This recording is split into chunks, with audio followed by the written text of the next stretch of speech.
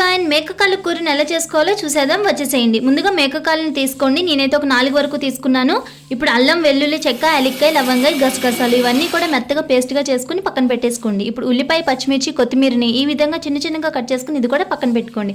ఇప్పుడు స్టవ్ పైన కుక్కర్ పెట్టుకుని ఆయిల్ యాడ్ చేసుకుని ఉల్లిపాయ, పచ్చిమిర్చి యాడ్ చేసుకుని అది లైట్ గోల్డెన్ కలర్ వచ్చిన తర్వాత మేకకాళ్ళని కూడా యాడ్ చేసుకుని ఒకసారి ఈ విధంగా కలుపుకొని మూత పెట్టి కవర్ చేసేయండి. ఒకసారి మూత తీసుకుని మళ్ళీ ఒకసారి కలుపుకుని మళ్ళీ మూత పెట్టి కవర్ చేయండి. ఇప్పుడు మూత తీసుకుని కొంచెం పసుపు, కారం, మీ రుచికి తగినంత సాల్ట్ కూడా యాడ్ చేసుకుని ఈ విధంగా ఒకసారి కలుపుకుని తర్వాత అల్లం వెల్లుల్లి పేస్ట్ యాడ్ చేసుకుని మళ్ళీ ఒకసారి కలుపుకుని కొంచెం కొత్తిమీర యాడ్ చేసేసుకుని మూత పెట్టుకుని కవర్ చేసేయండి. ఇప్పుడు మూత తీసుకుని మళ్ళీ ఒకసారి కలుపుకుని సరిపడిన వాటర్ యాడ్ చేసుకుని విజిల్ పెట్టేసుకోండి.